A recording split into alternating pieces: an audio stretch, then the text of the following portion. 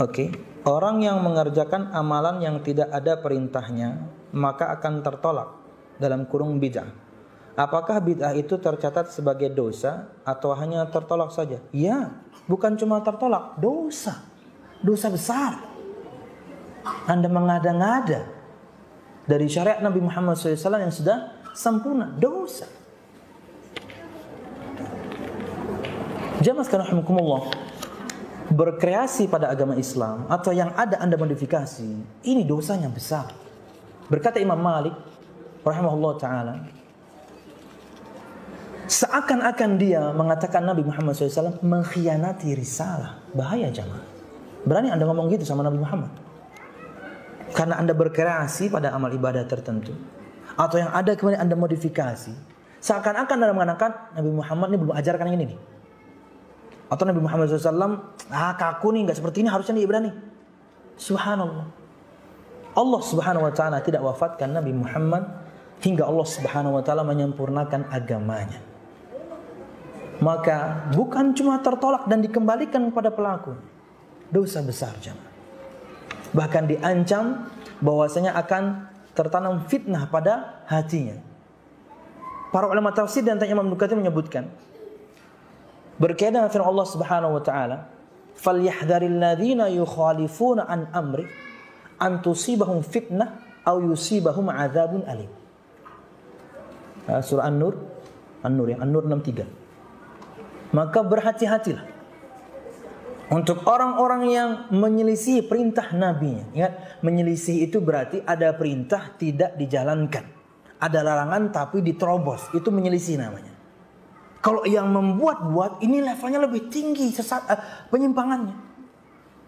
Menyelisihi perintah nabinya maksudnya ada perintah Anda yang ditinggalkan, ada larangan Anda tetap lakukan. Ini menyelisihi nabi. Takutlah untuk orang-orang yang menyelisihi perintah nabinya, akan ditimpakan mereka fitnah.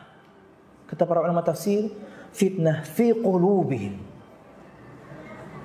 Prakteknya adalah bisa kemunafikan Allah akan tanamkan, atau kemaksiatan Anda akan membesar, bahkan mungkin bisa jadi adalah kesyirikan dan kekufuran, kata Imam Ibnu Katsir.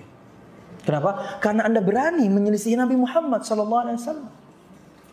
Bukan lagi dosa besar. Yani hasil dari itu akan berbahaya. Apalagi kalau misalnya na'udzubillah di ayat yang selanjutnya, au yusibahum adzabun alim, atau akan ditimpakan pada mereka adab yang sangat pedih. Contoh misalnya, semua yang sunnah yang diajarkan Nabi Muhammad SAW bagi Syiah itu mereka tinggalkan. Lihat apa yang mereka dapatkan sekarang.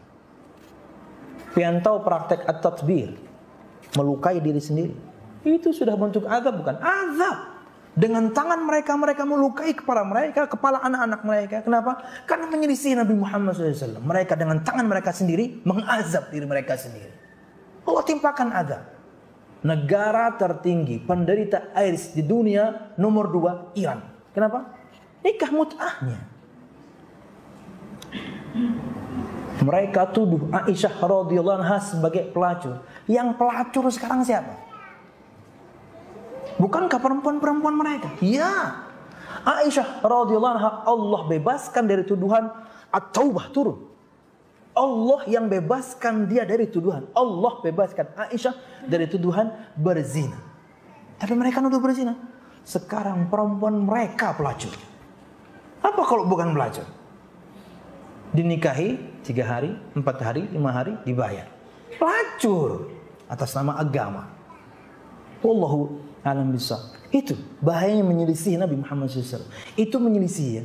Perintah tinggalkan, larangan diterobos. Apalagi yang lebih tinggi, apa yang Nabi Muhammad tidak perintahkan Anda bikin. Berbahaya jemaah. Wallahu alam bisa.